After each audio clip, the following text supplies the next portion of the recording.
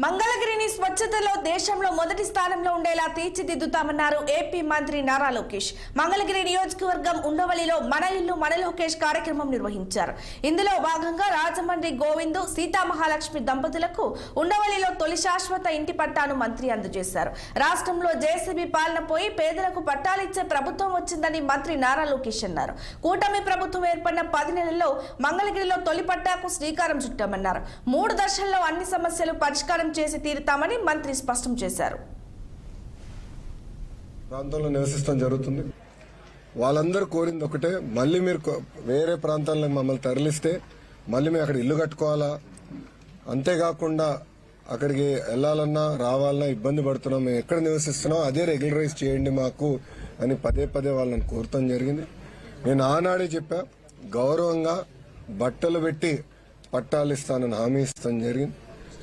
కూటమి ప్రభుత్వం ఏర్పడిన మొదటి 10 నెలల్లో మంగళగిరి నియోజకవర్గంలో సుమారుగా 3000 పట్టాలు మొదటి విడతలో అందజేస్తాం జరుగుతుంది.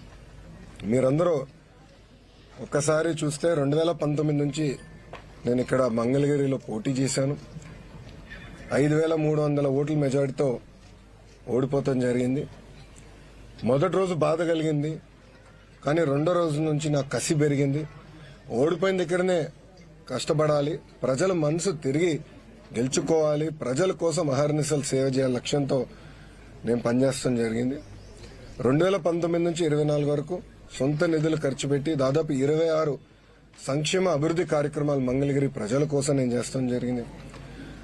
ఒక పక్కన వాళ్ళ ఆరోగ్యం కానివ్వండి, దాని ఆరోగ్యం కోసం ఎన్టీఆర్ సంజీవిని పేరుతో తాడిపల్లిలో క్లినిక్, మంగళగిరిలో క్లినిక్, దుగ్గిరాలకి ఒక మొబైల్ క్లినిక్ కూడా నేను ఏర్పాటు చేస్తాం. దాంట్లో ఉచితంగా మందులు ఇప్పుడు కూడా అందజేస్తున్నాం.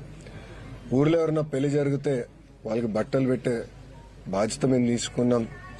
ఇంతేకాకుండా గత ప్రభుత్వం తాగునీరు కనీసం వాటర్ ట్యాంకర్ ఇచ్చే పరిస్థితి లేకుండా పోయింది. వాటర్ ట్యాంకర్లు పెట్టి ఉచితంగా నీరు కూడా అందిస్తాం జరిగింది. వర్షాకాలం వస్తే కొన్ని ఏరియాలో గత ప్రభుత్వం కొంచెం డస్ట్ వేసేదానికి లేదంటే గ్రావెల్ పోసేదానికి కూడా ఇబ్బంది పడితే అది కూడా చేస్తాం జరిగింది. కోవిడ్ వచ్చినప్పుడు ఆక్సిజన్ అందజేస్తాం, టెలిమెడిసిన్ కానివ్వండి, ఇదంతా చేసుకుంటా వచ్చాం. ఇట్లా 26 సంక్షేమ అభివృద్ధి కార్యక్రమాలు చేస్తాం జరిగింది. అన్ని ప్రాంతంలో నివసిస్తాం జరుగుతుంది. వాళ్ళందరూ కోరింది ఒకటే, మళ్ళీ మీరు వేరే ప్రాంతాల్లో మమ్మల్ని తరలిస్తే మళ్ళీ మేము అక్కడ ఇల్లు కట్టుకోవాలా, అంతేకాకుండా అక్కడికి వెళ్ళాలన్నా రావాలన్నా ఇబ్బంది పడుతున్నాం, మేము ఎక్కడ నివసిస్తున్నాం అదే రెగ్యులరైజ్ చేయండి మాకు అని పదే పదే వాళ్ళని కోరటం జరిగింది. నేను ఆనాడే చెప్పా, గౌరవంగా బట్టలు పెట్టి పట్టాలు ఇస్తానని హామీ ఇస్తాను జరిగింది. కూటమి ప్రభుత్వం ఏర్పడిన మొదటి